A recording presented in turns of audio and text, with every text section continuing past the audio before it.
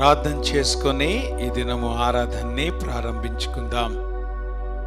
ప్రేమ కలిగిన మా ప్రభువా, మీకు పరిశుద్ధ నామానికి స్తుతులు, స్తోత్రాలు, వందనాలు. ఉదయకాల సమయంలో నీ పాద సన్నిధికి వస్తూ ఉంటున్నాం. నీ సన్నిధిలో చేరి నిన్ను స్తుతించుటకు, ఆరాధించుటకు ప్రభువా మేము చేరి ఉండగా మీ సన్నిధి మాతో ఉంచుమని ప్రార్థన చేస్తున్నాను. చేరి వచ్చిన వారిని బట్టి మీకు వందనాలు. ఇంకా రావాల్సిన వారిని కూడా మీరు సకాలంలో మీరు తీసుకొని రమ్మని ప్రార్థన చేస్తున్నాను. ఈ ఆరాధన యావత్తు మీ కృపగల హస్తాలకు అప్పగిస్తున్నాం. సమస్తము మర్యాదగాను, క్రమముగాను, నీకు మహిమకరంగాను ప్రభువా మీరు జరిగించుకోండి. ప్రతి విధమైన ఆటంకము, అంధకార దురాత్మ శక్తుల్ని యేసు నామములో బంధిస్తూ ఉంటున్నాం. ప్రభువా మీరే కృప చూపించండి, సహాయం చేయండి. ఈ సమయాన్ని మా కొరకు దీవెనకరంగా మీరు దయచేయమని మీ కృపగల హస్తాలకు ప్రభువా మమ్మల్ని అప్పగించుకుంటూ యేసు నామంలో ప్రార్థిస్తున్నాం తండ్రి, ఆమేన్. మనందరం లేచి నిలబడి దేవుని వాక్యాన్ని చదువుదాం, ప్రభుని ఆరాధిద్దాం. 2వ రాజుల గ్రంథం 13వ అధ్యాయం 14వ వచనం నుండి 19వ వచనం వరకు ఉన్నటువంటి భాగాన్ని మనం మార్చి చదువుకుందాం. Praise Lord. ఈరోజు మనకి ఏర్పాటు చేయబడిన లేఖన భాగం 2వ రాజుల గ్రంథం 13వ అధ్యాయం 14 నుంచి 19 వరకు చదువుకుందాం. అంతటి ఎలీషా మరణకరమైన రోగము చేత పీడితుడై ఉండగా ఇజ్రాయేలు రాజైన యెహోయాషు అతని యొద్దకు వచ్చి అతని చూచి కన్నీరు విడిచుచు, నా తండ్రి, నా తండ్రి, ఇశ్రాయేలు వారికి రథములను రౌతువులను నీవే అని ఏడ్చెను.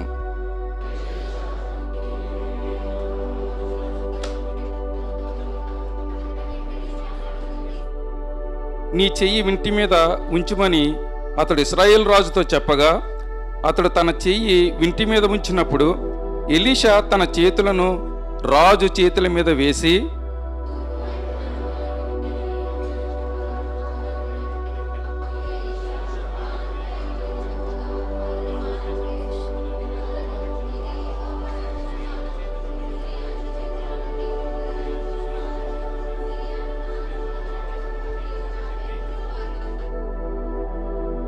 బాణముల పట్టుకొమ్మనగా అతడు పట్టుకొనెను.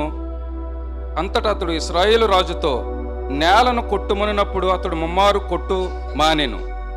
19వ వచనం అందరూ కలిసి చదువుకుందామండి. అందునిమిత్తము దైవజనుడు అతని మీద కోపిగించి, నీవు 5 మారులైనను 6 మారులైనను కొట్టిన ఎడల సిరియనుల నాశనముగు వరకు నీ వారిని హతము చేసి ఉందువు. అయితే ఇప్పుడు ముమ్మారు మాత్రమే సిరియనులను ఓడించదువని చెప్పాను. దేవుడు తన పరిశుద్ధ వాక్యమును దీవించి ఆశీర్వదించును గాక.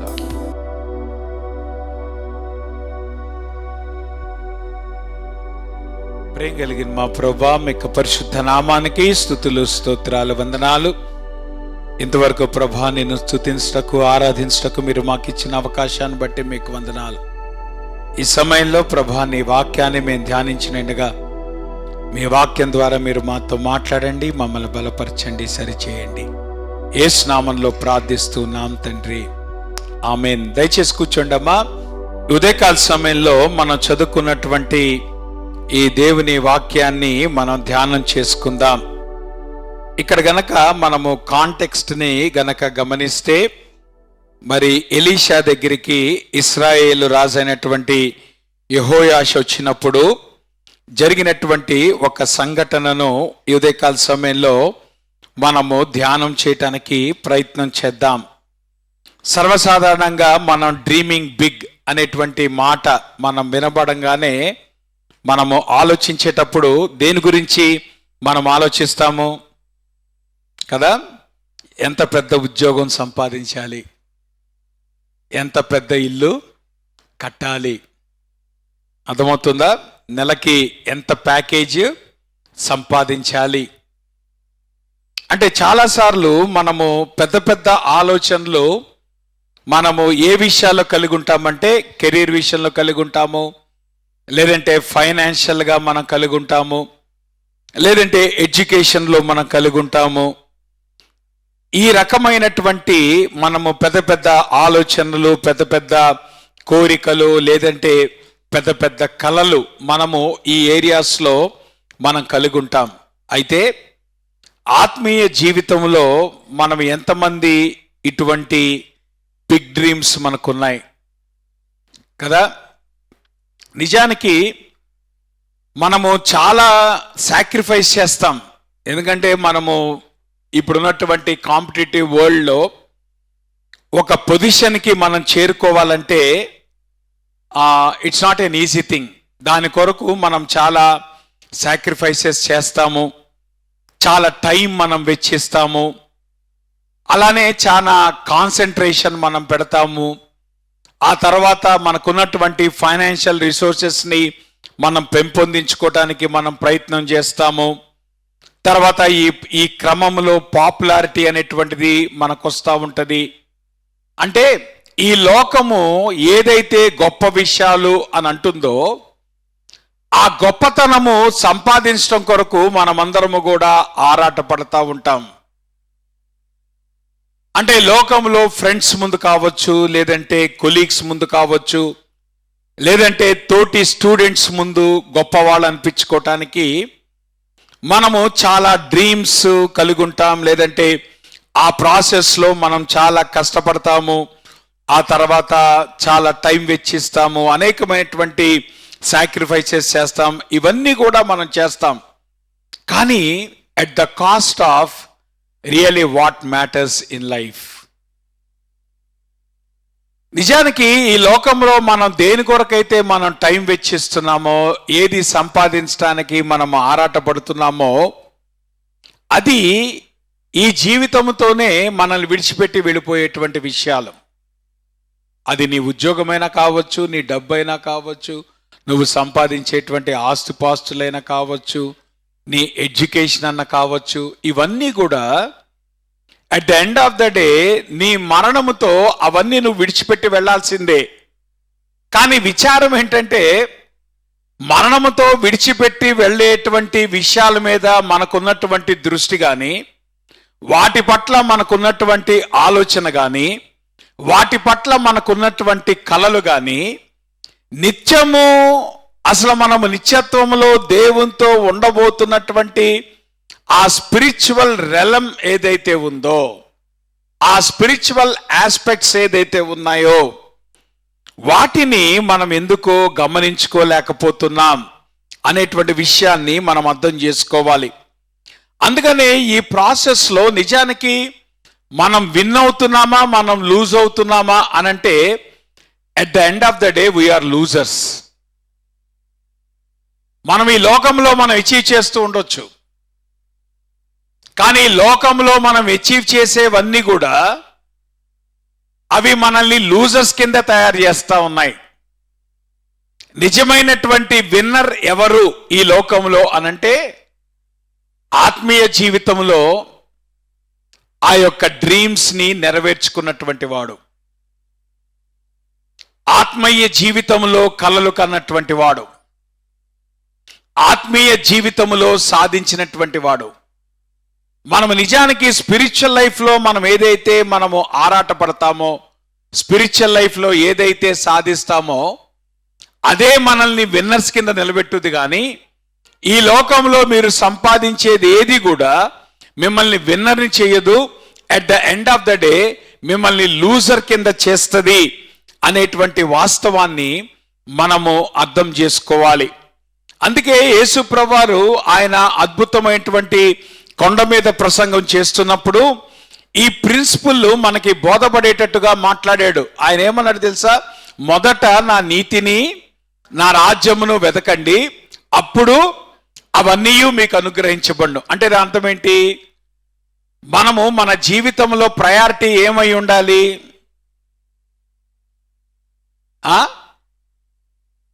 ఏదైతే లోకంలో మనం కోరుకుంటున్నామో అవి మన ప్రయారిటీనా, లేదంటే మొదట దేవుని నీతి, దేవుని రాజ్యమా? చాలాసార్లు మనం ఏం చేస్తాం తెలుసా? రివర్స్ ఆర్డర్లో పనిచేస్తూ ఉంటాం. మనం ఏం చేస్తూ ఉంటాం? ముందు ఈ లోకములో సంపాదించే వాటి కొరకు తాపత్రయపడుతూ దానిలోకి మనం దేవుణ్ణి లాగటానికి చూస్తాం. దానివల్ల ప్రయోజనం ఏం లేదు. ప్రభువు చాలా స్పష్టంగా చెప్పాడు, నువ్వు ముందు నీ జీవితంలో స్పిరిచువల్ లైఫ్ అనేటువంటిది నీ ప్రయారిటీ అయితే ఆటోమేటిక్గా నీ ఫిజికల్ లైఫ్లో ప్రాస్పరిటీ ఉంటుంది. నేను అంటాను, క్రైస్తవ జీవితంలో మనం ప్రాస్పరిటీ కొరకు మనము తాపత్రయపడక్కర్లేదు, ప్రాస్పరిటీని మనం వెంటాడక్కర్లేదు, ప్రాస్పరిటీ కొరకు మనం వెతకక్కర్లేదు. మనం ఎప్పుడైతే మన జీవితాల్లో ఆత్మీయ జీవితాన్ని మనం ప్రయారిటీగా పెట్టుకొని మనం జీవిస్తామో ప్రాస్పరిటీ అనేటువంటిది మన వెనక వస్తుందమ్మా. మనం ప్రాస్పరిటీ వెనక పరిగెత్తక్కర్లా, ప్రాస్పరిటీనే మన వెనక వస్తుంది. ఎప్పుడు నీ ప్రయారిటీ గనక స్పిరిచువల్ లైఫ్ అయితే. యేసుప్రభు అదే అన్నాడు, ముందు మీరు దేవుని నీతిని దేవుని రాజ్యాన్ని వెతకండి, ఆ తర్వాత మీరు ఈ లోకంలో ఏదైతే వెంటాడుతున్నారో వేటాడుతున్నారో తాపత్రయపడుతున్నారో అవి మీ వెనక వస్తాయి. That is what exactly Christ is saying. కాదే విచారం ఏంటంటే మనము ముందు ఈ లోకాన్ని మనం వెంటాడుతున్నాం, ఈ లోకాన్ని మనం వేటాడుతున్నాం, లోకములో సాధించడం కొరకు మనం ప్రయత్నం చేస్తున్నాం. ఈ ప్రాసెస్లో మనం దేవుని పోగొట్టుకున్నాం. చివరికి ఏమవుతుందో తెలుసా మన జీవితాల్లో? అటు లోకములో యు ఆర్ ఏ లూజర్, అలానే స్పిరిచువల్ లైఫ్లో యు ఆర్ ఏ లూజర్. రెండు మనం నష్టపోతున్నాం. కారణం ఏంటంటే లోకములో నువ్వు అచీవర్ కావచ్చు, కానీ దేవుని దృష్టిలో నువ్వు లూజర్వే. లోకం దృష్టిలో నువ్వు అచీవ్ చేయొచ్చు, కానీ దేవుని దృష్టిలో నువ్వు లూజ్ చేసుకుంటున్నావు. యేసుప్రభు అదే అన్నాడు కదా, ఒకడు సర్వలోకమును సంపాదించుకొని తన ప్రాణమును పోగొట్టుకొనుట వానికేమి ప్రయోజనము? దాని అర్థం ఏంటి? At the end of the day ఈ లోకంలో నువ్వు సంపాదించే దానికంటే కూడా నీ ప్రాణం విలువైనది, నీ ప్రాణం యొక్క గమ్యము విలువైనది. ఒకవేళ గనక ఈ లోకంలో నువ్వన్నీ సంపాదించుకొని నీ ప్రాణము గనక నరకానికి వెళ్తే యు ఆర్ ఏ లూజర్. అది దేవుని వాక్యం చెప్తున్నటువంటి సత్యం. కాబట్టి నేను అంటాను, ఆల్వేస్ నువ్వు ప్రాస్పరిటీ కోసం నువ్వు ప్రయత్నం చేయమక్క. ఎప్పుడైతే స్పిరిచువల్ లైఫ్లో నువ్వు నీ ప్రయారిటీ నువ్వు కలిగి ఉంటావో, when you try to dream big for God, దేవుని కొరకు నువ్వేం సాధించాలి, దేవుని కొరకు నువ్వేం చేయాలి, దేవుని కొరకు నువ్వు ఏం పని చేయాలి, అసలు దేవుని కొరకు నువ్వు ఎట్లా జీవించాలి, ఈ విషయాలు గనక నువ్వు ఆలోచించేవాడివైతే నేను అంటాను, ఆ ప్రయారిటీ గనక నీకుంటే ఆబ్వియస్గా నీ జీవితంలో ఆ ప్రాస్పరిటీ అనేటువంటిది నీ వెనక వస్తుంది అనేటువంటి విషయాన్ని మనము అర్థం చేసుకోవాలి. ఇక్కడ ఇశ్రాయేలు రాజు అయినటువంటి యెహోయాషు ఎలీషాని ఆయన కలుసుకోవటానికి వచ్చాడు. కారణం ఏంటంటే ఇక్కడ ఒక పెద్ద సమస్య వస్తుంది. ఏంటి ఆ సమస్య అంటే, సిరియా రాజు దండెత్తి రావటానికి ప్రయత్నం చేస్తున్నాడు. ఈ యెహోయాషు కంటే ముందున్నటువంటి వాడు యోవాషు అనేటువంటి వాడు యూదా రాజుగా ఉంటున్నప్పుడు ఆ సిరియా రాజు దండెత్తి వచ్చినప్పుడు ఆ యోవాషు ఏం చేస్తాడంటే తన దగ్గర ఉన్నటువంటి విలువైనటువంటి ఆభరణాలన్నింటినీ కూడా, చివరికి దేవుని మందిరంలో ఉన్నటువంటి విలువైనటువంటి ఆభరణాలని కూడా ఆయన అతనికి ఇవ్వటం చొప్పున దాన్ని బట్టి అతను వెనక్కి తిరిగి వెళ్ళిపోతాడు. అయితే మళ్ళా ఆ థ్రెట్ అనేటువంటి కాన్స్టెంట్ గా ఉంది. ఇప్పుడు యెహోయాషుకు వచ్చినటువంటి ప్రాబ్లం ఏంటంటే, ఏమండి ఎలీషా చూస్తే ముసలివాడైపోయాడు, చనిపోవటానికి సిద్ధంగా ఉన్నాడు. మరి ఒకవేళ ఎలీషా చనిపోయిన తర్వాత ఒకవేళ సిరియా రాజు గనక దండెత్తి వస్తే అప్పుడు ఈ ప్రాబ్లంని ఎట్లాగా నేను ఫేస్ చేయాలి అనేటువంటి భయము అతని వచ్చి ఉండొచ్చు. నా మాట మీకు అర్థమవుతుందా? అంటే ఇదిగో ఒక స్పిరిచువల్ జైంట్ అయినటువంటి దేవుని సేవకుడు ఆ ఎలీషా తాను వెళ్ళిపోతా ఉంటున్నాడు. ఆయన వెళ్ళిపోయేటువంటి టైం వచ్చింది. మరి ఎట్లాగా ఈ ప్రాబ్లము అనేటువంటిది, మరి ఇక్కడ ఆ సమస్య అనేటువంటిది వచ్చినప్పుడు దేవుడు ఏ విధంగా అతన్ని ఏమంటారు ఎదుర్కొన్నాడో ఆ విషయాలే మనం ఉదయకాల సమయంలో మనము ఆలోచించడానికి ప్రయత్నం చేద్దాం. జాగ్రత్త వినండి. మన జీవితాల్లో దేవుడు ఎందుకు సమస్యలు ఎలవ్ చేస్తాడు?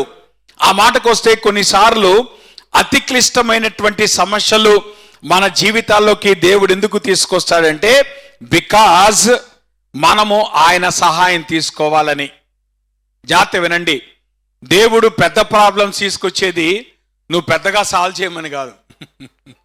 మనం ఏం చేస్తామంటే తయారైపోతాం దేని కొరకు? చిన్న ప్రాబ్లము చిన్నగా సాల్వ్ చేస్తావు, పెద్ద ప్రాబ్లము పెద్దగా సాల్వ్ చేస్తావు. చిన్న ప్రాబ్లం వచ్చిందనుకో ఫ్రెండ్ హెల్ప్ తీసుకుంటావు, పెద్ద ప్రాబ్లం వచ్చిందనుకో చీఫ్ మినిస్టర్ హెల్ప్ తీసుకుంటావు. మనకున్నటువంటి ఏమంటారు అథారిటీ స్ట్రక్చర్ అది. నా మాట మీకు అర్థమవుతుందా? కారణం ఏంటి? మన జీవితంలో మనం ఏమనుకుంటామంటే ప్రాబ్లం వచ్చినప్పుడు మనం సాల్వ్ చేయాలని అనుకుంటాం. జాగ్రత్త వినండి, దేవుడు మన జీవితాల్లో సమస్యను తీసుకొచ్చేది మనము సమస్యని సాల్వ్ చేయటానికి కాదు. ఆ సమస్యను మనం సాల్వ్ చేయలేమని దేవుడు మనకి చూపించటానికి. అది నెంబర్ 1. రెండోది, కనీసం సమస్యలోనైనా నువ్వు దేవుని సహాయం తీసుకుంటావని. సమస్య రాకముందు ఎటుకుడి నువ్వు దేవుని సహాయం తీసుకోవాలా, అంతే కదా? చాలాసార్లు మనం దేవుని సహాయం కొరకు ఎప్పుడు తాపత్రయపడతాం? సమస్య వచ్చినప్పుడా, సమస్య రాకముందా? ఏ సమస్య రాకముందు ప్రేయర్ ఉండదే, ఏ సమస్య రాకముందు బైబిల్ ఉండదే. మరి సమస్య వచ్చిన తర్వాత ఎందుకు నీకు మందిరం గుర్తుకొస్తుంది? సర్లే, కనీసం సమస్య వచ్చిన తర్వాత అయినా నీకు మందిరం గుర్తుకొస్తుంది. నా మాట మీకు అర్థమవుతుందా? దేవుడు మన జీవితాల్లో సమస్యను తీసుకొచ్చేది it's not so that you can solve the problem, it is to show you that you are inadequate to solve the problem and you need God's help. మన జీవితాల్లో సమస్యను మనం ఎదుర్కొనేటువంటి లేదంటే శక్తి మనకు లేదు అనేటువంటి దేవుడు మనకు చూపించడానికి, ఆ మాటకు వస్తే మనకు వచ్చినటువంటి సమస్యలో దేవుడు ఆయన సహాయం చేయటానికి దేవుడు ఆయన మన జీవితాల్లో సమస్యను తీసుకొస్తాడు. ఆ మాటకు వస్తే మీకు సంగతి చెప్పనా, ద మోస్ట్ డిస్పైర్ మూమెంట్ అంటే ఒక రకంగా ఇది ఎలీషా మరణానికి చేరువైనటువంటి సమయం. అంటే సర్వసాధారణంగా మీరు ఎప్పుడన్నా ఒక వ్యక్తి డెత్ బెడ్ మీద ఉన్నాడు అనుకోండి, హాస్పిటల్లో ఉన్నాడు అనుకోండి, మీరు వెళ్ళి దేని గురించి మాట్లాడతారు? ప్రాబ్లమ్స్ గురించి మాట్లాడతారా? ప్రాబ్లం గురించి మాట్లాడితే ఆయన ఏం చేస్తాడు? ఆయనే పెద్ద ప్రాబ్లంలో ఉన్నాడు. నా మాట మీకు అర్థమవుతుందా? సో సర్వసాధారణంగా మనం ఒక వ్యక్తి ఏమంటారు ఆ డెత్ బెడ్ మీద ఉన్నప్పుడు మనకి ఇంకా ఎట్లా కనబడుతుందంటే సొల్యూషన్స్ ఏమీ లేనట్టుగా కనబడతా ఉంటాయి. ఇంకా సొల్యూషన్స్ అన్ని బంద్ అయిపోయినాయి. కారణం ఏంటి? ఇంకా చివరగా ఈ వ్యక్తి డెత్ బెడ్ మీదకి వచ్చేసాడు కాబట్టి రేపో మాపో చనిపోతాడు అని అనుకుంటాం. జాగ్రత్త వినండి, కానీ దేవుని యొక్క సర్వాధికారములో నీ డెత్ బెడ్ మీద కూడా దేవుడు నీకు ఆపర్చునిటీ ఇవ్వగలడు. నా మాట మీకు అర్థమవుతుందా? మరణశయ్య మీద కూడా దేవుడు ఏం చేస్తాడు? అవకాశం ఇవ్వగలడు. సిలువ మీద దొంగ ఎప్పుడు అవకాశం వచ్చింది పరలోకానికి వెళ్ళటానికి? చూసారా, జీవితం అంతా అవకాశం రాలే, కానీ అవకాశం ఎప్పుడు వచ్చింది? ఆ చివరి క్షణంలో వచ్చింది. దాన్ని అందిపుచ్చుకున్నాడా లేదా? నేను అంటాను, అది సీజింగ్ ద ఆపర్చునిటీ. అంటే you never know when the opportunity comes. కాబట్టి మన జీవితంలో ఏమండి ఈ సందర్భంలో మనకు అవకాశం రాదు, ఇంకా అవకాశమే లేదు అని అనుకోవాల్సినటువంటి అవసరం లేదు. మన జీవితంలో చాలా క్లిష్టమైనటువంటి సందర్భాల్లో కూడా దేవుడు అవకాశాన్ని ఆయన ఇవ్వగలడు అనేటువంటి వాస్తవాన్ని మనం అర్థం చేసుకోవాలి. కాబట్టి even opportunity can come even on the death bed. ఆ విషయాన్ని మనం ఎప్పుడు కూడా మర్చిపోకూడదు. కాబట్టి ఇక్కడ దేవుడు ఎలీషా యొక్క డెత్ బెడ్ మీద ఒక అద్భుతమైనటువంటి ఆపర్చునిటీ తీసుకొస్తున్నాడు. ఎవరికి? ఇశ్రాయేలు జనాంగానికి, లేదంటే ఇశ్రాయేలు రాజుకి. మరి అవకాశాన్ని దొరికిపుచ్చుకున్నాడా ఈయన, లేదంటే అందిపుచ్చుకున్నాడా? ఆ విషయాన్ని ఉదయకాల సమయంలో మనము ఆలోచించడానికి ప్రయత్నం చేద్దాం. ఇక్కడ కొన్ని విషయాలు మనం గనక ఆలోచిస్తే, ఇతను ఎప్పుడైతే ఎలీషా దగ్గరికి వచ్చాడో జాగ్రత్త వినండి, అతడు సంబోధించినటువంటి విధానం ఏమన్నాడు అక్కడ? నా తండ్రి, నా తండ్రి. ఎన్నిసార్లు అన్నాడు తండ్రి తండ్రి అని? 2 సార్లు అన్నాడు. జాగ్రత్త వినండి, దేవుని వాక్యంలో ప్రతి పదము కూడా చాలా క్యాలిక్యులేటెడ్గా రాయబడుతుంది. You need to understand. సర్వసాధారణంగా మనం మాట్లాడేటప్పుడు మనం పిలవాలనుకోండి, అమ్మా నీ ఎదురుగానే ఉన్నాడు, నీ పక్కనే ఉన్నాడు, నీకు సమీపంలో ఉన్నాడు, వెంటనే నువ్వేమంటావు? డాడీ అని మాట్లాడతావు లేదా? కానీ నేనేమంటున్నాడు? డాడీ డాడీ, నా తండ్రి నా తండ్రి అని అంటున్నాడు. ఎందుకు 2 మార్లు ఆ మాట అంటున్నాడంటే, ఎలీషా యొక్క జీవితంలో, ఆత్మీయ జీవితంలో పెద్ద కలకంఠం ఏంటో మనం ఆలోచించాలి. You need to understand. Elisha యొక్క జీవితము, how he dream big in his life. నిజానికి మనం గనక గమనిస్తే, అసలు ఎలీషా సీన్లోకి రాకముందు చాలా పెద్ద ప్రవక్త ఎవరు చెప్పండి? ఏలియా. నిజానికి రోషము గల ప్రవక్త ఎవరు? ఏలియా. ధైర్యము కలిగినటువంటి ప్రవక్త ఎవరు? ఏలియా. ఇప్పుడు ఎలీషా అనేటువంటి వాడు ఏలియా దగ్గర పరిచారకుడుగా వచ్చాడు. అంటే ఒక రకం చెప్పాలంటే, ఏలియా ఏమో సీనియర్ పాస్టరు, ఎలీషా ఏమో జూనియర్ పాస్టర్ అని అనుకున్నాం అనుకోండి. ఇప్పుడు జాగ్రత్త వినండి. ఈయన మినిస్ట్రీ స్టార్ట్ చేస్తున్నాడు. ఎవరు? ఎలీషా. ఏలియా ఏమో అప్పటికే మినిస్ట్రీ కంప్లీట్ చేస్తున్నాడు. సో ఒక సీనియర్ పాస్టర్ లేదంటే సీనియర్ ప్రాఫెట్, ఆ మాటకు వస్తే దేవుని కొరకు చాలా గొప్ప కార్యాలు చేసినటువంటి ఏలియా అనేటువంటి వ్యక్తి ఆయన మరణానికి సమీపించినప్పుడు, ఇప్పుడు ఎలీషా వచ్చి ఆయన అడుగుతున్నాడు, సార్ నీ తర్వాత నేను ఆ మ్యాంటిల్ నేను క్యారీ చేస్తాను. ఎందుకంటే ఆబ్వియస్గా ఆ పని అప్పగించిన వాడు దేవుడే. ఏలియా అన్నాడు కదా, ఇదిగో నేను ఇంకా ప్రభా నీ కొరకు నేను ముందుకు వెళ్ళలేకపోతున్నాను అని ఎప్పుడైతే తన యొక్క ఏమంటారు జెజబెల్ విషయంలో జరిగినటువంటి ఆ డిసప్పాయింట్మెంట్లో ఏలియా ఎప్పుడైతే మాట్లాడాడో, వెంటనే ప్రభు అన్నాడు, నువ్వు వెళ్ళి ఎలీషాని అనాయింట్ చేయమన్నాడు. ఇప్పుడు జాగ్రత్త వినండి. ఒక సీనియర్ పాస్టర్ దగ్గరికి వచ్చాడు. అప్పటికే మినిస్ట్రీలో చాలా ఇయర్స్ ఏలియా ప్రాఫెట్గా ఉన్నటువంటి వాడు. అతని దగ్గరికి వచ్చి ఇప్పుడు జూనియర్ అంటున్నాడు, అన్నా నేను మినిస్ట్రీలోకి వద్దాం అనుకుంటున్నాను, అయితే నాకు ఒక రిక్వెస్ట్ అన్నా, నీకంటే నేను డబల్ చేయాలా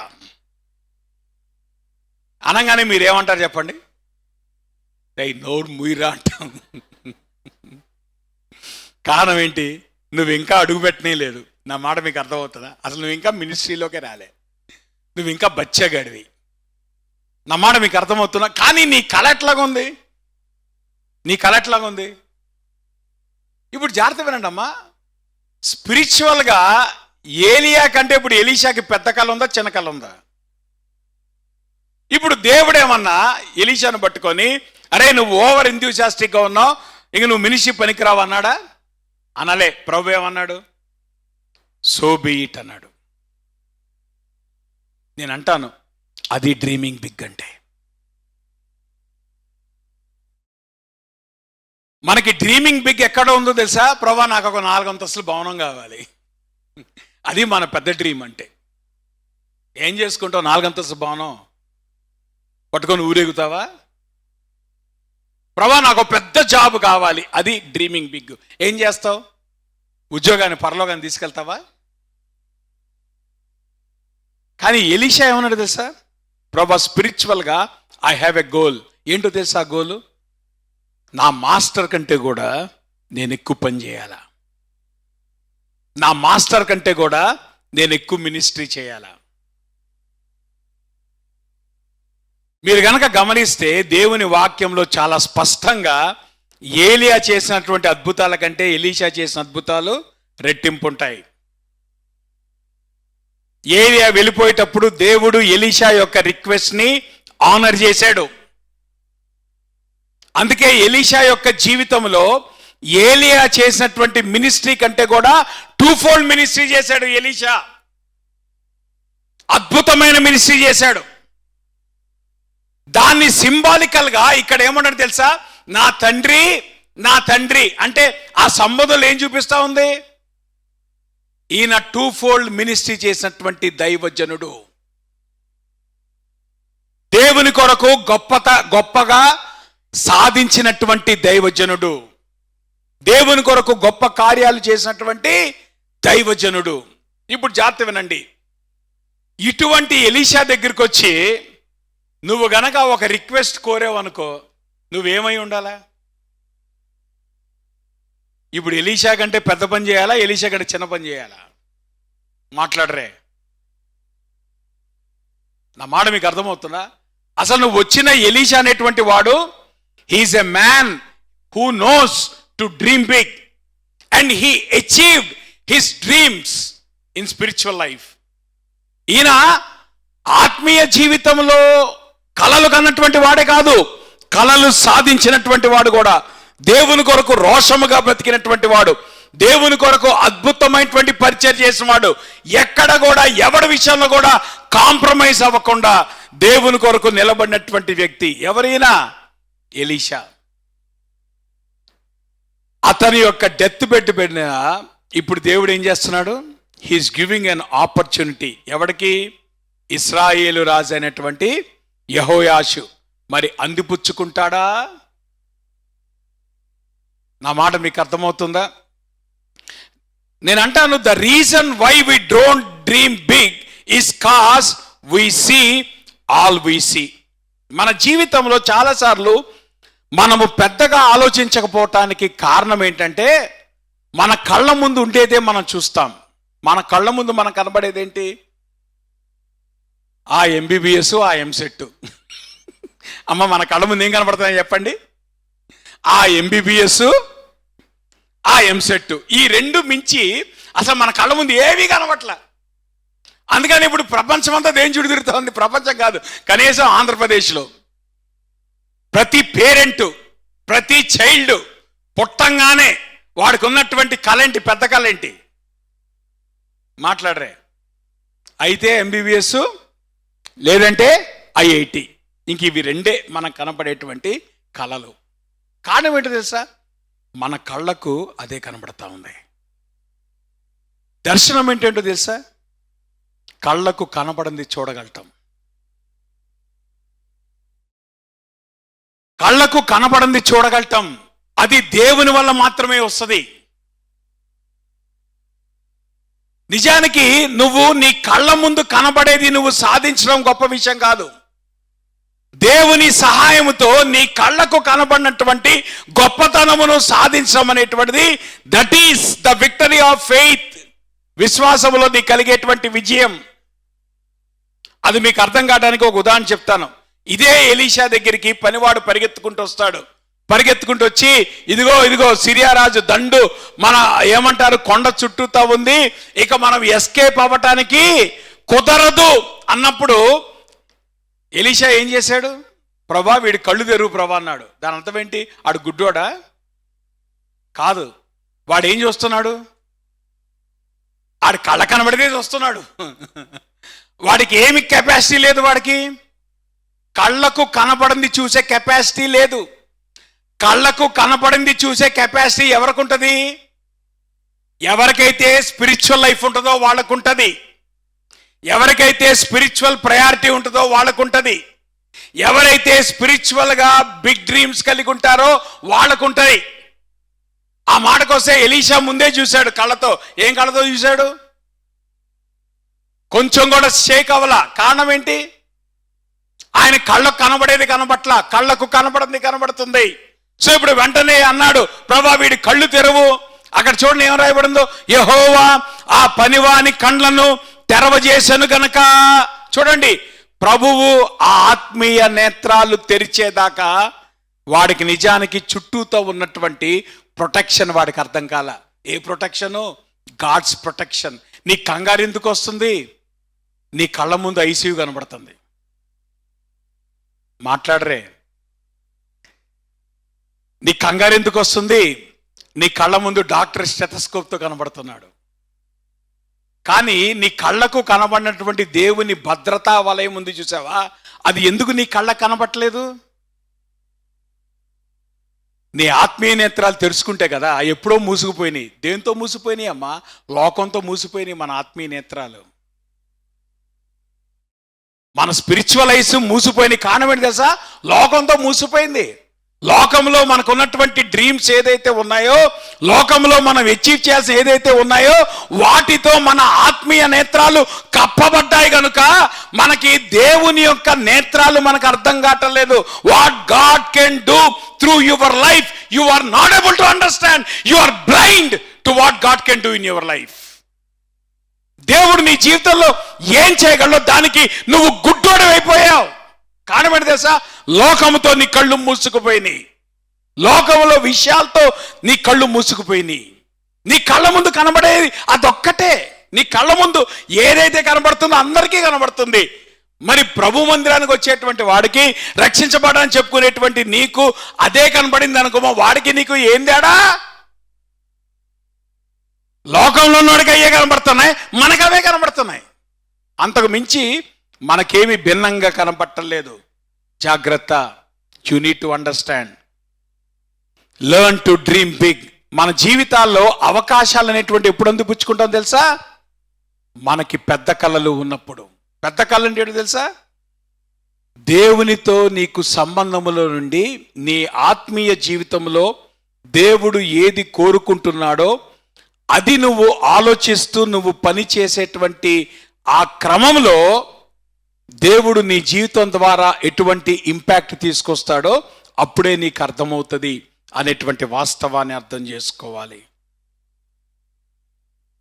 అందుకనే ఎలీషా తన జీవితంలో ఆ గొప్ప కళలను సాధించాడు.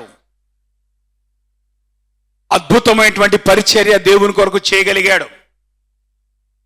అటువంటి వాని దగ్గరికి ఈ రాజుగారు వచ్చినప్పుడు దేవుడు ఒక అవకాశాన్ని ఇచ్చాడు. జాగ్రత్త వినండి, అక్కడ ఏం రాయబడింది?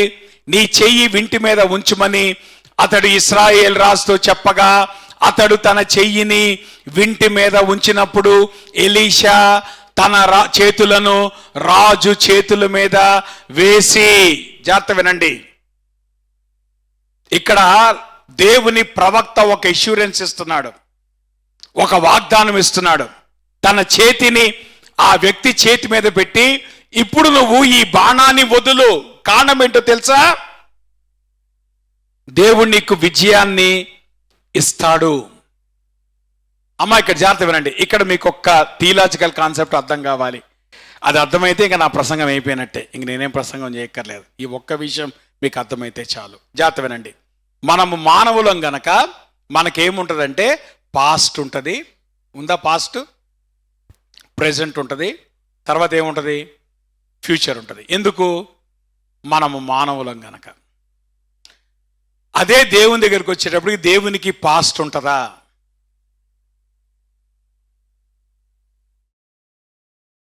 దేవునికి పాస్ట్ ఉండదు. దేవునికి ఫ్యూచర్ ఉంటుందా? దేవునికి ఫ్యూచర్ ఉండదు. దేవునికి ఉన్నదల్లా ప్రెజెంట్ ఒకటే. నా మాట మీకు అర్థమైందా? ఇది మీకు అర్థం కావడానికి మోషే వచ్చి అడిగాడు, ప్రభువా నీ పేరేంటి అన్నాడు. అంటే ఏమన్నాడు? నేను ఉన్నవాడను. సో నేను ఉన్నవాడను అనేటువంటిది దాన్ని ఏమంటారు? ప్రెజెంట్ టెన్స్ అంటారా, పాస్ట్ టెన్స్ అంటారా, ఫ్యూచర్ టెన్స్ అంటారా? అంటే దేవునికి ఉన్నటువంటి ఏకైక టైం లైన్ ఏంటి? Present tense. ఇప్పుడు జాగ్రత్త వినండి, మనం ఇప్పుడు ఇక్కడ ఉన్నాం. ఈయన ఇంకా యుద్ధానికి వెళ్ళాడా? యుద్ధానికి వెళ్ళలేదు. సో యుద్ధం అనేటువంటిది ఇప్పుడు యెహోయాష్కి ఫ్యూచర్లో ఉందా, ప్రెజెంట్ టెన్స్లో ఉందా? ఫ్యూచర్లో ఉంది. ఇప్పుడు అదే దేవుని దగ్గరికి వచ్చేటప్పటికి యుద్ధం అనేటువంటిది ఫ్యూచర్లో ఉందా, ప్రెజెంట్ టెన్స్లో ఉందా? నా మాట మీకు అర్థమవుతుందా?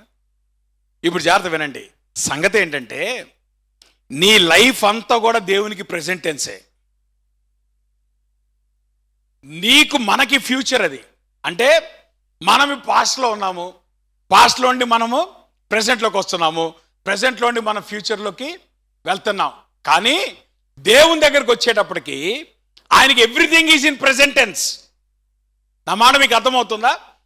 కాబట్టి ఇప్పుడు జాగ్రత్త వినండి, నీ జీవితంలో నువ్వు బిగినింగ్లో ఉన్నావు. బిగినింగ్ నుండి నువ్వు కొంత దూరం వచ్చావు, కొంత దూరం నుండి నువ్వు భవిష్యత్తు వైపుకి వెళ్తున్నావు. కానీ దేవుడు నీ జీవితంలో బిగినింగ్ నుండి ఎండ్ పాయింట్ వరకు చూశాడు. కారణం ఏంటంటే నీ జీవితంలో బిగినింగ్ నుండి ఎండ్ పాయింట్ వరకు దేవుని దృష్టిలో ప్రెజెంట్ టెన్సే. ఈ పాయింట్ మీకు అర్థమైతే అయిపోయినట్టే ప్రసంగం. That's what I want you to understand. జాగ్రత్త వినండి, మన జీవితాల్లో విజయము పొందుకోవటం కాదు, అది మన లెక్కలో. దేవుని దృష్టిలో విజయము ఆల్రెడీ ఉంది. నా మాట మీకు అర్థమవుతుందా? అంటే ఇప్పుడు జాగ్రత్త వినండి, నువ్వు విజయం పొందబోతున్నావో, నువ్వు అపవిజయం పొందబోతున్నావో, దేవుని యొక్క ప్రెజెంట్ టెన్స్ ఆల్రెడీ ఉంది. God already nose.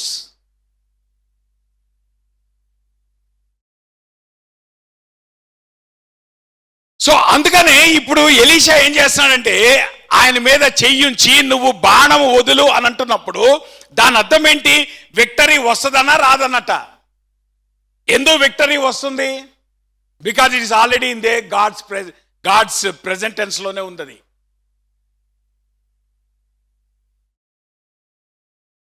సో ఇప్పుడు జాగ్రత్త వినండి, ఇప్పుడు ఈయన ఏం చేస్తున్నాడంటే, ఎప్పుడైతే ఆ వాగ్దానాన్ని అందిపుచ్చుకోవట్లేదో, ఇప్పుడు జాగ్రత్త వినండి, దేవుని సర్వాధికారం అనేటువంటిది ఎట్లా పనిచేస్తుందంటే, దేవుడు నీకు అవకాశం ఇస్తాడు. నువ్వు అవకాశంలో ఎట్లాగా నువ్వు ప్రవర్తించబోతున్నావో ఆయనకి ముందే తెలుసు. కానీ నీకు అవకాశం వచ్చేదాకా నీకు అర్థం కాదు. అందుకని ఇప్పుడు మన జీవితంలో ఎట్లా మనం కొనసాగాలంటే, ప్రభువా నువ్వు నాకేదైతే ఇవ్వాలనుకుంటున్నావో అదంతా ఇచ్చేదాకా నేను నీ కొరకు ముందుకు వెళ్తానే ఉంటా. అంటే మనం ఎప్పుడు కూడా జీవితంలో, ఆత్మీయ జీవితంలో పాయింట్ ఏ పాయింట్ బి అట్లా అనమాకండి. నేనేమంటాను తెలుసా, దేవుడు మన జీవితాల్లో ఏదైతే ఆయన చెయ్యాలనుకుంటున్నాడో అది కంప్లీట్గా చేసేదాకా మన జీవితాల్లో ఆయన పని ఆగదు. There is no end to God's work. కారణం ఏంటంటే, దేవుని యొక్క పర్వ్యూలో ఆయనకి ఫ్యూచర్ లేదు, ఆయనకి పాస్ట్ టెన్స్ లేదు. ఆయన పర్వ్యూలో ఉన్నదంతా కూడా ప్రెసెంట్ కంటిన్యూస్ టెన్సే. అందుకే ప్రభు అన్నాడు, నేను ఉన్నవాడను. దాని అర్థం ఏంటి తెలుసా? నేను సదాకాలం ఉండేటువంటి వాడును. దేవుడు భవిష్యత్తులో తెలుసుకునేది ఏముండదు, దేవునికి గతం ఉండదు. దేవుని యొక్క టైం లైన్ అంతా కూడా it is always in the present tense. So ఇప్పుడు జాగ్రత్త వినండి, దేవుని టైం లైన్ మారదు. ఇప్పుడు మనము ఆ టైం లైన్ లో ఉన్నప్పుడు ఇప్పుడు మన గోల్ ఏంటో తెలుసా? ప్రభువా నా జీవితంలో నువ్వు ఏదైతే చేయాలనుకుంటున్నావో అది నేను ముగించేదాకా నాకు సహాయం చేయి. అది నేను కంప్లీట్గా నేను అందిపుచ్చుకునేదాకా నాకు సహాయం చేయి. నేను ఎక్కడ కూడా ఇది చాలే అనుకోవడానికి వీల్లేదు. నేను ఎక్కడ కూడా నేను తృప్తి చెందడానికి వీల్లేదు. ఏ విషయంలో?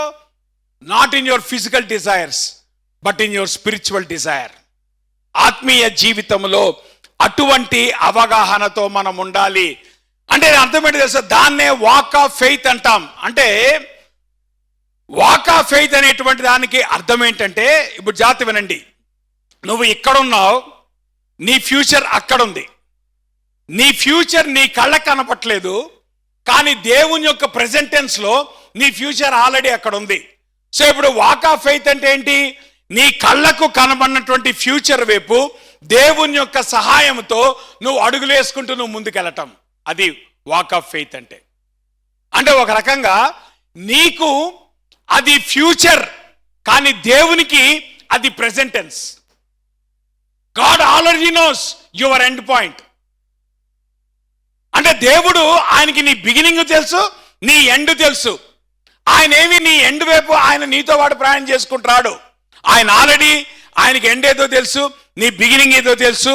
సో ఇప్పుడు ఆబ్వియస్గా విశ్వాసంతో అడుగులేయాల్సింది ఎవరు? మనం అడుగులేయాలి దేవునితో, ఆ విశ్వాసంతో. అది వాగ్దానాన్ని స్వతంత్రించుకోవటం అంటే. అంటే దేవుడు ఏదైతే మనల్ని ఒక దర్శనముతో పిలుస్తున్నాడో ఆ పిలుపు యొక్క అంతము ఏదైతే ఉందో ఆ అంతము ఎరిగినటువంటి వాడు ఆయన. ఆ అంతము మనకి ఫ్యూచర్, కానీ దేవుని దృష్టిలో అది ఫ్యూచర్ కాదు, అది ప్రెజెంట్లో ఉన్నటువంటి వాస్తవమే. కాబట్టి మనకు కనబడినటువంటి ఫ్యూచర్ వైపు అడుగులు వేయటానికి, విశ్వాసంతో అడుగులు వేయటానికి అది మనకి సహాయం చేస్తుంది. అది మనం అర్థం చేసుకోవాల్సినటువంటి వాస్తవం. సరే, మీకు ఎంత అర్థమైందో నాకు తెలియదు, కానీ అక్కడతో నేను ఈ పాయింట్ని వదిలేస్తాను. కారణం ఏంటంటే అంతకంటే వివరించి నేను చెప్పలేను. అందుకనే ఇక్కడ గనక మనం గమనిస్తే దేవుడు ఒక అష్యూరెన్స్ ఇస్తున్నాడు. ఆ అష్యూరెన్స్లో there is a promise that you are going to get victory. కాకపోతే ఎంత విక్టరీ నువ్వు సాధిస్తావు, నీ ఫెయిత్ ఎంత ఉంది, నువ్వు ఎంతగా దేవుని ట్రస్ట్ చేస్తున్నావు, ఇవన్నీ కూడా దేవుడు ఆయన నీకు నేర్పించేటువంటి అంశాలు. అంటే నీ స్పిరిచువల్ లైఫ్లో నీ ఒబీడియన్స్ కానీ నీ ట్రస్ట్ కానీ ఇవన్నీ కూడా దేని కొరకంటే ఆత్మీయ జీవితంలో నీకు కనబడినటువంటి ఆ భవిష్యత్తు, ఆ పెద్ద కళ ఏదైతే ఉందో ఆ కళను సాధించేటువంటి ఆ క్రమంలో దేవుడు నీతో వేయించేటువంటి ఆ విశ్వాసపు అడుగు ఏదైతే ఉందో ఆ విశ్వాసపు అడుగులు నువ్వు వేసుకుంటూ వెళ్లే కొద్దీ నువ్వు you will be achieving what God wants you to achieve. So ఈ ప్రాసెస్లో నేను అంటాను, ఎక్కడ కూడా దేవుడు మన జీవితాల్లో ఆయన ఏదైతే ఒక పెద్ద కళను ఆయన సాధించడానికి ఆయన ఇష్టపడుతున్నాడో అది నెరవేర్చేదాకా మనము నిద్రపోయేది లేదు. That is what you need to understand, God's promise of victory అనేటువంటి విషయాన్ని మనం అర్థం చేసుకోవాలి. అంటే దేవుని చిత్తములో నువ్వు వేసేటువంటి ప్రతి అడుగు. ఇక్కడ నేను ఏమంటున్నానంటే, ఇక్కడ ఒక విషయాన్ని గమనించండి. నువ్వు అనుకున్నదల్లా దేవుడు చేస్తాడని కాదు. నువ్వు దేవుని చిత్తములో నువ్వు ఏదైతే చేస్తున్నావో నీ కళ్ళకు అది కనబడకపోయినప్పటికీ కూడా దేవుని యొక్క ప్రెజెంట్ టెన్స్ లో అది ఉంది కనుక నువ్వు ఒకానొక దినమున అది సాధిస్తావు. Because that is God's will for your life. ఒకవేళ కనుక అది గాడ్స్ విల్ కాదనుకో, నువ్వు కింద మీద పడినా కానీ దాన్ని నువ్వు సాధించే ప్రసక్తే లేదు. ఉదాహరణకి అబ్రహాంకి దేవుడు ఎప్పుడు వాగ్దానం చేశాడు, నీకు పిల్లలు పుడతారని? 75 సంవత్సరాల వయసులో. అబ్రహాం పిల్లోడు ఎప్పుడు పుట్టాడు? 100 సంవత్సరాల వయసులో. అసలు ఇజ్రాయేల్ జనాంగం ఎప్పుడు ఉనికిలోకి వచ్చింది? ఇంకొక 500 సంవత్సరాల తర్వాత. ఎందుకంటే అబ్రహాంకి మోషేకి మధ్యలో 500 సంవత్సరాల గ్యాప్ ఉంది. అంటే ఇప్పుడు జాగ్రత్త వినండి, నీ ద్వారా జనాంగాలు రాబోతున్నాయి అని ప్రభు ఎప్పుడు చెప్పాడు అబ్రహాంకి? 75 సంవత్సరాల వయసులో చెప్పాడు. ఆ 75 సంవత్సరాల వయసులో చెప్పింది అది అబ్రహాం యొక్క ఫ్యూచర్. ఏది? నీ ద్వారా జనాంగాలు రాబోతున్నాయి. ఆ మాటకు వస్తే అది అబ్రహాం యొక్క ఫ్యూచర్ కూడా కాదు. కారణం ఏంటంటే అబ్రహాం యొక్క ఫ్యూచర్లో ఒక్కడే ఉన్నాడు. అబ్రహాంకి ఎంతమంది పుట్టారు? ఒకడే పుట్టాడు. కానీ అబ్రహాం యొక్క ఫ్యూచర్లో కూడా జనాంగం లేవు. కానీ అబ్రహాం ఏం చేశాడు? జనాంగములు వస్తాయి అనేటువంటి ఒక విశ్వాస దృష్టితో, అది దేవుడు ఏమంటారు, విశ్వాస దృష్టితో ఆత్మీయ నేత్రాలతో దాన్ని చూసి దేవునికి లోబడి ఆయన వేసినటువంటి అడుగులు ఇప్పుడు ఎటువైపు నడిపించాయి? అబ్రహాం యొక్క ఫ్యూచర్ వైపు నడిపించాయి. కానీ దేవుని దృష్టిలో అది ఫ్యూచర్ కాదు, అది ప్రెజెంట్ టెన్స్. అది మనం అర్థం చేసుకోవాల్సింది. అంటే మన జీవితాల్లో that is how God works. అంటే దేవుడు మన కళ్ళకు నువ్వు అంతములో ఏదైతే సాధిస్తావో అది చూపిస్తాడు నీకు. నీ గనక నిజంగా ఆత్మీయ నేత్రాలు ఉన్నట్లయితే, నిజంగా నీకు ఆత్మీయమైన కళ ఉన్నట్లయితే, సో ఆ ఆత్మీయ నేత్రాలతో నువ్వు దాన్ని చూసినప్పుడు దాని వైపు నువ్వు దేవునితో విశ్వాసంతో నువ్వు వేసేటువంటి అడుగులు ఏదైతే ఉన్నాయో ఆ అడుగులు నువ్వు వేసేటువంటి క్రమంలో అది ఒక్కొక్కటి నువ్వు సాధించుకుంటూ వెళ్తావు. నిజానికి నువ్వు ఫ్యూచర్ వైపు అడుగులేస్తున్నావు, కానీ దేవుడు ఆల్రెడీ నీ ఎండ్ పాయింట్ని చూస్తున్నాడు గనక ఆల్రెడీ నీ ఎండ్ నువ్వు ఏమైపోతుందో అది దేవునికి ఆల్రెడీ తెలుసు. నువ్వు దేవునికి ఏం చెప్పక్కర్లా, నీ ఎండ్ ఏం కాబోతుందో. సో నేను అంటాను, ఈ భౌతికమైన జీవితంలో భౌతికమైన కళలు కంటం కాదు, ఆత్మీయ జీవితంలో కళల కంటం నేర్చుకోండి. ఆత్మీయ జీవితంలో దేవుడు నీ జీవితం ద్వారా ఏం చేయాలనుకుంటున్నాడో అది నువ్వు గ్రహించినప్పుడు, అప్పుడు విశ్వాసముతో నువ్వు భవిష్యత్తు వైపు అడుగులు వేస్తున్నప్పుడు దేవుడు నీ జీవితం ద్వారా నా జీవితం ద్వారా ఆయన ఏమి సాధిస్తాడో that will be the fruit of your spiritual life in eternity. నువ్వు భవిష్యత్తులో నిత్యత్వంలో నువ్వు ఏదైతే ఆ ఫలం ఏదైతే ఉందో అది నువ్వు పొందుకుంటావు అనేటువంటి వాస్తవాన్ని నువ్వు అర్థం చేసుకోవాలి. కాబట్టి ఆబ్వియస్గా మన జీవితంలో ఒక్కొక్క సంఘటన జరిగేటప్పుడు దేవుడు నీ కొరకు నా కొరకు వెయిట్ చేయట్లా, మనము వెయిట్ చేస్తున్నాం. ఒక దశ నుండి ఇంకో దశకు మనం అడుగులేస్తున్నాం, మనము ఒక్కొక్కటి సాధించుకుంటూ వెళ్తున్నాం అనేటువంటి వాస్తవాన్ని మనము అర్థం చేసుకోవాలి. ఇప్పుడు జాగ్రత్త వినండి. బాణములు పట్టుకోమన్నాడు, అతడు పట్టుకున్నాడు. అంతటా అతడు ఇశ్రాయేల్ రాజుతో నేలను కొట్టుమన్నప్పుడు అతడు ముమ్మారు కొట్టి మానేను. ఆ మాట చూడండి, ముమ్మారు కొట్టి మానేను అంటే ఇప్పుడు జాగ్రత్త వినండి. నీ దగ్గర ఉన్న బాణాలు ఏంది? సరే, ఒక 10 బాణాలు ఉన్నాయనుకో. 10 బాణాల తర్వాత 10 బాణాలు ఉన్నప్పుడు లెక్క ప్రకారం గనక ఆల్రెడీ దేవుడు నీకు వాగ్దానం చేశాడు, అరే అబ్బాయి నువ్వు విజయం సాధించబోతున్నావు అన్నప్పుడు అప్పుడు నువ్వేం చేయాలా? బాణం తీసి గురి కొట్టి వేయాలా. ఈయన ఏం చేశాడు? ఎందుకు మూడిటితో ఆపేశాడు? ఎందుకు మూడిటితో ఆపేశాడు? అతనికి విశ్వాసం లేదు గనక. సింపుల్.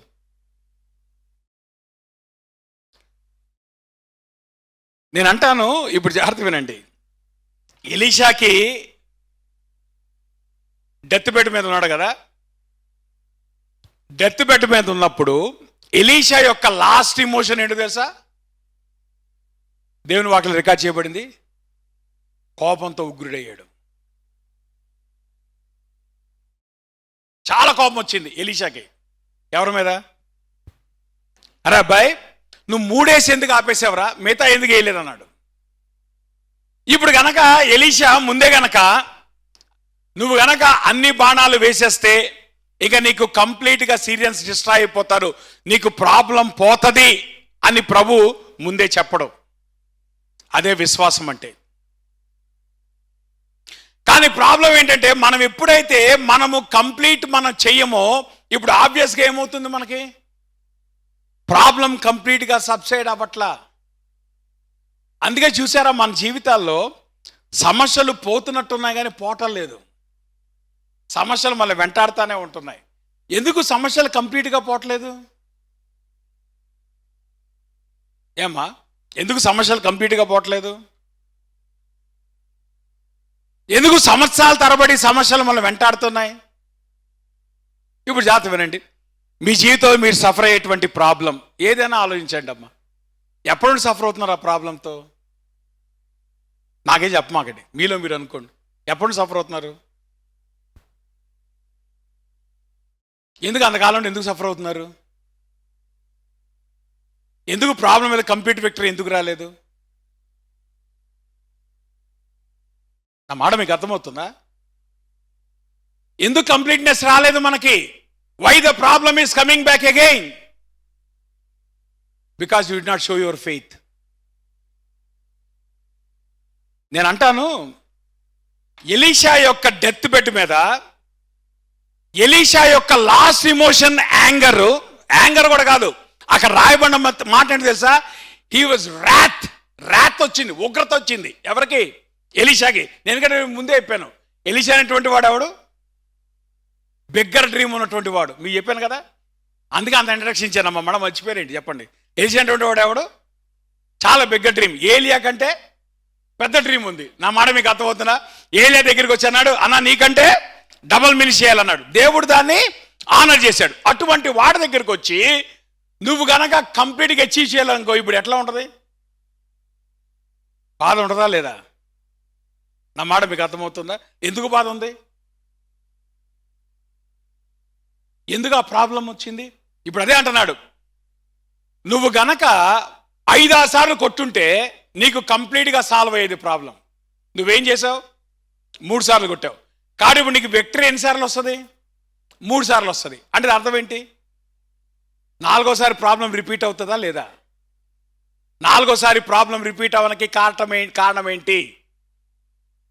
దేవుని ప్రాబ్లమా మన ప్రాబ్లమా? మన ప్రాబ్లం.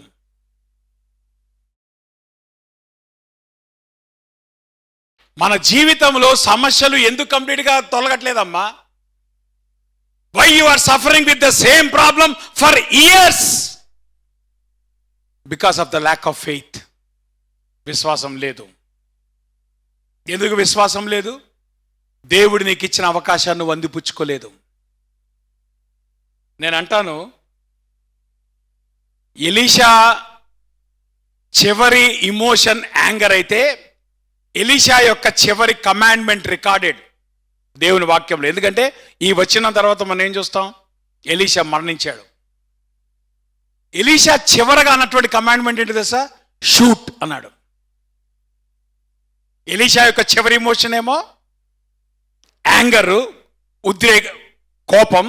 ఎలీషా యొక్క చివరి కమాండ్మెంట్ షూట్. అంటే దేవుడు నీకు అంత భరోసా ఇస్తే ఎలీషా చేతులుంచి చక్కగా దాన్ని ఏమంటారు, అరే అబ్బాయి నీకు విక్టరీ వస్తుందిరా అని వాగ్దానం ఇచ్చి, ఇదిగో నువ్వు బాణం వేయి అన్నప్పుడు ఏం చేసి ఉండాలి నువ్వు?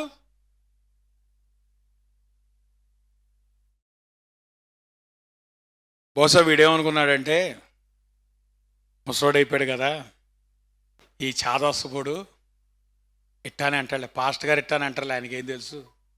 ఆయన పాపం లోకం తెలియదు కదా.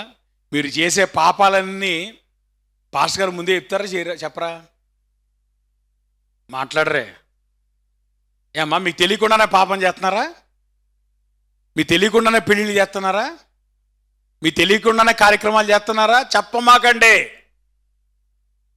పాస్ట్ గారు మీతో చెప్పలేదా? వాక్యం ఏం చెప్తుందో మీకు తెలీదా? కానీ మీరు ఏమనుకున్నారు? ఆయన చాదస్తం. కానీ ఈ రోజులో ఏం వర్కౌట్ అవుద్దండి? ఈ రోజులు ఎట్లా జరుగుద్దా అని ఏం చేశారు? మీ విధానాల్లో మీరు చేసుకుంటూ పోయారు. ఇప్పుడు ఏమైంది? వాళ్ళ సమస్య మొదటికి వచ్చింది, 3 సార్లు వచ్చింది, 3 సార్లు సాల్వ్ అయింది కదా ప్రాబ్లము. 4వసారి ఏమైంది? ప్రాబ్లం రిపీట్ అయింది. ఇప్పుడు ప్రభు ఉంటున్నాడు, అరే అసలు ఈ సమస్య రిపీట్ అవ్వకూడదురా, నీకు ఎందుకు వచ్చింది? ఎందుకు రిపీట్ అవుతుంది ఈ problem? Because it shows your lakh of faith. నీలో ఆ విశ్వాసం లేదు. నువ్వు దేవుని మాటను ట్రస్ట్ చేయలా. ఇదిగో దేవుని సేవకుడు చేయి పెట్టి, ఇదిగో రే అబ్బాయి ఇది యెహోవా యొక్క అగ్ని బాణం. అసలు ఎలీషా ఏమంటాడు తెలుసా? ఈ బాణాన్ని దేంతో కంపేర్ చేస్తాడు తెలుసా? అపెక్కులో దేవుడు నీకు మహావిజయం ఇచ్చాడు చూసారా? అది ఎక్కడ ఉంటుంది? మొదటి రాజుల గ్రంథం 20వ అధ్యాయంలో ఉంటుంది ఆ మాట. అక్కడే రాసిన వచ్చిన ఏముంది అక్కడ? ఇశ్రాయేలు వారు ఒక్క దినమందే సిరియనుల కాల్వలము ఎంతమంది చంపారమ్మా? 1,00,000 మందిని హతము చేసిరి. తక్కిన వారు అఫెకు పట్టణంలోకి పారిపోగా అచ్చటనున్న ఒక ప్రాకారము శేషించిన వారిలో 27,000 మంది మీద. అంటే జాగ్రత్త వినండి, అఫెకులో జరిగినటువంటి విజయంలో ఒక్క రోజులో సిరియన్లు ఎంతమంది చంపారమ్మా? 1,27,000 మంది చంపారు. ఇప్పుడు ఏ రాజు వచ్చాడు వాళ్ళ మీద దండెత్తి? సిరియా రాజు వచ్చాడు దండెత్తి. ఇప్పుడు జాగ్రత్త వినండి, మరి ఎందుకు సిరియా రాజు దండెత్తి? ఇప్పుడు ఎందుకు విజయం రాలేదు? ఇప్పుడు ఏమన్నాడు ఎలీషా? ఇదిగో ఈ బాణము దేవుడు నీకు అపెక్కులో ఎటువంటి విజయం, దట్ ఈస్ అ ప్రామిస్. నా మాట మీకు అర్థమవుతుందా? మీరు అంటారు ఏమండి 31వ తారీఖు దేవుడు నాకు ఈ వాగ్దానం ఇచ్చాడండి, లేదంటే నాకు 5:10లో దేవుడు వాగ్దానం ఇచ్చాడండి. నిజమే వాగ్దానం ఇచ్చాడు. ఏం చేసావు వాగ్దానంతో? బైబిల్లో పెట్టుకొని తలకింద పెట్టుకొని నిద్రపోయావు. అంత మించి నువ్వు చేసింది ఏమి లేదు. చెప్పండి, వాగ్దానం కార్డులతో ఏం చేస్తున్నారమ్మా మీరు? వాగ్దాన కార్డులు ఏం చేస్తున్నారు మీరు? చక్కగా బైబిల్లో పెట్టుకొని తలకింద పెట్టుకుని నిద్రపోయి రోజుకోసారి వాగ్దానం చదువు, ప్రభా నాకు వాగ్దానం ఇచ్చే ప్రభా నీకు వందనాలు. ఏంటి ఆ వాగ్దానం? ఏం చేస్తావు ఆ వాగ్దానంతో? ఆ వాగ్దానం జీవితం నెరవేరాలా లేదా? అవునా? దేవుడు మరి డెలివరెన్స్ తేవద్దు, విజయం తేవద్దు, దేవుడు విక్టరీ తేవద్దు. మరి విక్టరీ ఏదే? నాకు వాగ్దానం ఉంది, నాకు వాగ్దానం ఉంది. ఇదిగో పోయిన సంవత్సరం అయిపోయింది, మళ్ళీ ఇప్పుడు న్యూ ఇయర్ గడి అయిపోయారు అందరూ వాగ్దానం కార్డులు తీసుకోవడానికి. మీ బైబిల్ చూసుకోవడం ఎన్ని వాగ్దానం కార్డులు ఉన్నాయి, ఎన్ని విజయాలు ఉన్నాయి? మాట్లాడరే. మీరు వాగ్దానం కార్డులు తృప్తిపడిపోతారు, మీకు విజయాలు అక్కర్లా. కదా. మీకు విక్టరీస్ అక్కర్లా, మీకు ఏం కావాలి? ప్రభా వాగ్దానం ఇచ్చే ప్రభా నీకు వందనాలు, దేవా నీకు స్తోత్రం, వాగ్దానం ఇచ్చే ప్రభా నీకు వందనాలు. బైబిల్లో మడతేసి పెట్టుకొని మళ్ళీ వచ్చేవారు రెడీ అయిపోతున్నాం. దేని కొరకు? విక్టరీ ఏది నీకో? వాగ్దానంతో సరిపెట్టుకుంటావే, విక్టరీ ఏది నీకో? నీ జీవితంలో విక్టరీ ఉందా నీకు? మాట్లాడరే. సరే, నువ్వు 30% వాగ్దానం వచ్చిందని నమ్మావు, నిజమే. మరి విక్టరీ ఏది నీకు? విక్టరీ ఎక్స్పీరియన్స్ చేసావు నువ్వు? మరి విక్టరీ లేకుండా వాగ్దానం కాడ పెట్టుకుని ఏం చేస్తావు నువ్వు? ఇప్పుడు ఏం కావాలి మనకి? ప్రామిస్ కాడా విక్టరీనా? ప్రామిస్ కాడా విక్టరీనా? విక్టరీ ఎప్పుడు వస్తుంది? విక్టరీ ఎప్పుడు వస్తుంది? దేవుని మాట చొప్పున నువ్వు అడుగులు వేస్తే. ఎలీషా చెప్పాడు, ఇదిగో అపెక్లో దేవుడు విజయం ఇచ్చాడు చూసావా, ఆ రోజు ఇదిగో ఆ సిరియా సైన్యం నీ మీదకి వస్తే 127,000 మంది ఒక్క రోజులో కూలారు. అటువంటి డెలివరెన్స్ దేవుడు నీ మీద తీసుకొస్తాడంటే ఇప్పుడు ఏం చేయాలి? ఆయన తీసుకెళ్ళి ఇదిగో ఈ బాణం తీసుకొని కొట్టు అన్నప్పుడు ఏం చేయాలా? బాణాలు ఖాళీ చేసి పడేయాలి. ఈయన ఏం చేశాడు? ఒకటి వేసాడు. ఈయన అనుకొని ఉంటాడు, ఈ ముసాని ఏదో మొత్తాన్ని మత్తెపోయి చెప్పాడులే, ఏదో ఆయన చెప్పాడు, మనం ఏదో ఎత్తనం అన్నట్టు అనుకున్నాడు కదా. ఏదో పాస్ట్గా చెప్పారు అన్నట్టుగా ఎత్తన్నారు వీళ్ళు. సో చివరికి ఏం చేశాడు? 3 వేసిన తర్వాత ఏమండి, ఒకవేళ కనుక ఒక బాణం వేయంగానే ఆ బాణం జుర్రు వెళ్ళిపోయి ఆ పాస్ సినిమాలో చూపించినట్లు టకటక మెరుపులు ఉరుపులు చేసేసేసి, నా మానవిక అర్థమవుతుందా? ఆ బోర్డ్ సినిమా గ్రాఫిక్స్ ఉంటాయి రైట్, అట్లా వెళ్ళి అక్కడ సైన్యంలో కన్ను పడి అక్కడికి వచ్చి ఒక పెద్ద భూకంపం వచ్చి ఓ సైన్యులు వచ్చి అప్పుడు ఏం చేస్తాడు? మళ్ళీ రెడీ అయిపోతాడు. దేనికి? రెండో బాణం. ఇక్కడ ఏమవుతుంది? బాణం తుస్తునేస్తున్నాడు, అది తుస్తునేస్తుంది. బాణాలు ఎటువంటి అసలు నేను వచ్చిన ప్రాబ్లం ఏంటి? ఈయన చెప్పిన మాట ఏంటి? అమ్మా, దేవుని పనులు అట్లానే ఉంటాయి. నయమాన్ అదే అన్నాడు కదా, అరే నా ప్రాబ్లం ఏంటి? కుష్టు వ్యాధి. నువ్వు వచ్చి ఏం చేయాలా? నా చేయి మీద యేసునామమున bind in the name of Jesus అనాల్సింది పోయి నూనె తీసుకొచ్చి రాయటం పోయి, ఇవన్నీ లేకుండా పోయి మునగమంటావేంటి? ఎవడని చేస్తాడా పని? నా చాలాసార్లు మనం దేవుని మాటను అక్కడే నమ్మలేకపోతున్నాం అమ్మా. అందుకే మన జీవితాల్లో విక్టరీస్ లేవు. ప్రాబ్లమ్స్ రిపీటెడ్గా వస్తున్నాయి. ప్రాబ్లమ్స్ మీద కంప్లీట్ విక్టరీ లేదు మనకి. కారణం ఏంటో తెలుసా? We are not exercising the faith. ఎలీషాకి ఒళ్ళు మండిపోయింది, అన్నాడు, అరే అసలు దేవుని శక్తి నువ్వేం అర్థం చేసుకున్నావు? నువ్వు గనక ఒకవేళ మొత్తం నీకు ఇచ్చిన బాణాలన్నీ కొట్టేస్తుంటే అప్పుడు ఏమయ్యేది? ఈ ప్రాబ్లం మళ్ళీ నీకు వచ్చేది కాదు. కానీ అన్ఫార్చునేట్గా నువ్వేం చేసావు? నీ ఫెయిత్ని నువ్వు అమ్మ జాగ్రత్త వినండి, మన జీవితాల్లో సమస్యను అధిగమించడానికి దేవుడు కోరుకునేది ఒక్కటే, యువర్ ఒబీడియన్స్ త్రూ ఫెయిత్. విశ్వాసముతో నీ విధేయతతో నువ్వు వేసేటువంటి ఆ స్టెప్, ఆ విశ్వాసముతో ఆ విధేయతతో నువ్వు ఎప్పుడైతే స్టెప్ వేస్తావో దేవుడు ఏం చేస్తాడు? ఆ విక్టరీని ఇస్తాడు. కానీ ప్రాబ్లం ఏంటో తెలుసా? మన చేతిలో బాణాలు చాలా ఉన్నాయి, కానీ మనం వాడే బాణాలు ఎన్ని? ఇప్పుడు మళ్ళీ 31 తారీఖు రాత్రి రెడీ అవుతున్న ప్రామిస్ కార్డులు 1200 కార్డులు. ఈసారి ప్రామిస్ ఇది గుర్తు తెచ్చుకోండి. ఏంది గుర్తు తెచ్చుకుంటారు? ఉన్నాయి కట్ల ప్రామిస్ కార్డులు. ఎక్కడా? ఇప్పుడు మన దగ్గరే కాదు, ప్రతి చర్చికి వెళ్ళండి కట్టలు, ప్రింటింగ్ ప్రెస్కి వెళ్ళండి కట్టలు. ఏమేమి ఉన్నాయి? ఆల్రెడీ అయిపోయింది, మంచి బిజినెస్. ఏంటది? ప్రామిస్ కార్డులు. కానీ విక్టరీ ఏదయ్యా? ఎన్ని విజయాలు వచ్చినాయి? ఎందుకు విజయాలు రావట్లే? ప్రార్థన చేసుకుందాం. ఉదయకాల సమయంలో దేవుని వాక్యపు వెలుగులో ఆలోచిద్దాం. Seize the opportunity. ఎలీషా అంటున్నాడు, జాగ్రత్త, అవకాశం, దేవుడిచ్చిన అవకాశాన్ని ఉపయోగించుకో. మనం చాలా తక్కువ నమ్ముతున్నాం గనక మనం దేవుని దగ్గర నుండి ఎక్కువ పొందుకోలేకపోతున్నాం. నువ్వు ఎంత నమ్ముతావో అంతే నువ్వు పొందుకుంటావు. నీ విశ్వాసము గొప్పదైతే దేవుని కొరకు నువ్వు గొప్పగా సాధిస్తావు. నీ విశ్వాసము చిన్నదైతే నువ్వు చేసేది కూడా చిన్నగానే ఉంటుంది. అసలు ఆత్మీయ జీవితంలో నీకు ఆలోచనే లేకపోతే లోకంలో నువ్వు లూజర్గానే మిగిలిపోతావు. ఉదయకాల సమయంలో దేవునికి ఇచ్చేంటి అవకాశాన్ని, దేవుడు మరణశయ్యం మీద కూడా నీకు అవకాశాన్ని ఇవ్వగలడు, ప్రొవైడెడ్ నువ్వు అందిపుచ్చుకుంటే. శిలుమేతంగా దాన్ని పొందుకున్నాడు. యెహోయాషు దాన్ని పొందుకోలేకపోయాడు. ఎంత గొప్ప అవకాశం దేవుడిచ్చాడు. ఈ ప్రాబ్లం నీకు మళ్ళా రాకుండా దేవుడు కంప్లీట్గా ఆయన తీసివేయటానికి ఇష్టపడ్డాడు. కానీ ప్రాబ్లం ఏంటంటే నువ్వు ఆ విశ్వాసం పెట్టలేకపోయావు. ఉదయకాల సమయంలో మన జీవితాలు పరిశీలించుకుందామా? దేవుని వాక్యపు వెలుగులో సరి చేసుకుందామా?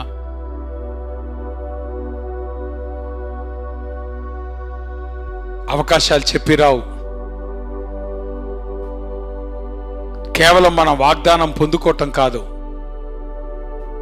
ఆ వాగ్దానం యొక్క విజయాన్ని మన జీవితాల్లో పొందుకోవాలి.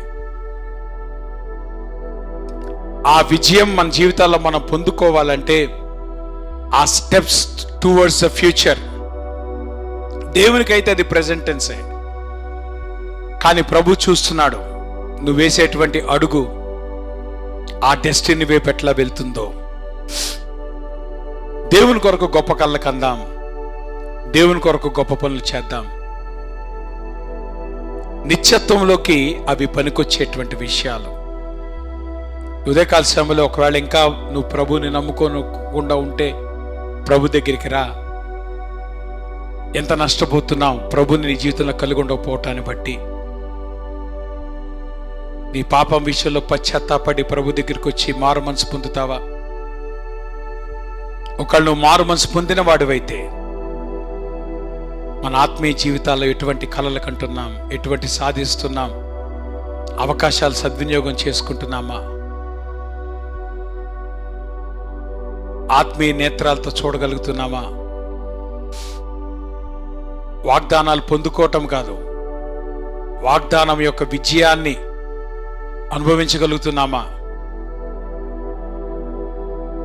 అందులో లేచి నిలబడి ముగింపు ప్రార్థన చేసుకుని ఆశ్రద్ధలు తీసుకుందాం. ప్రేమ కలిగిన మా ప్రభువా, ఈ పరిశుద్ధ నామానికి స్తుతులు, స్తోత్రాలు, వందనాలు. ఉదయకాల సమయంలో ప్రభా నీ పాదసన్నిధికి వస్తూ ఉంటున్నా. నీ వాక్యం ద్వారా ప్రభా మీరు మాతో మాట్లాడుతుండగా దేవా మీరు కృప చూపించండి. ప్రభా మా ఆత్మీయ నేత్రాలు మీరు తెరవండి. ప్రభా ఈ మూసుకుపోయి కేవలం లోకముతో పరిమితం అవుతుంది, కానీ ఎలీషా వలె అటువంటి నేత్రాలు మాకు దయచేయను ఆయన. ఎంతో గొప్ప అవకాశాలు మా జీవితంలో మీరు తీసుకొచ్చినప్పుడు వాటిని పోగొట్టుకొనకుండా సద్వినియోగం చేసుకుని నీ కొరకు గొప్ప కార్యాలు సాధించినట్లుగా మా ప్రతి ఒక్కరికి మీరు సహాయం చేయమని యేసు నామంలో ప్రార్థిస్తున్నాం తండ్రి. పరలోకమందున్న మా తండ్రి, మీ నామం పరిశుద్ధపరచబడునుగాక, మీ రాజ్యం వచ్చునుగాక, మీ చిత్తం పరలోకమందు నెరవేర్చుట భూమి నెరవేరునుగాక. మా అందిన ఆహారం నేడు మాకు దయచేయండి, మా అనవసరమైన శిక్షపకాలను క్షమించండి, మా శోధుల దాకా దుష్టుని తప్పించండి. రాజ్యము, శక్తి, మహిమ నిరంతరం మీరైన మన తండ్రి దేవుని యొక్క ప్రేమయు, కుమారుడు యేసుక్రీస్తు వారి కృపయు, పరిశుద్ధాత్మ అన్యోన్య సహవాసం ఇప్పుడు మనకు సదాకాలము తోడయుండి ఆయన రాకడ పర్యంతము భద్రపరిచి నడిపించునుగాక. మా అందరికి వందనాలు. God bless.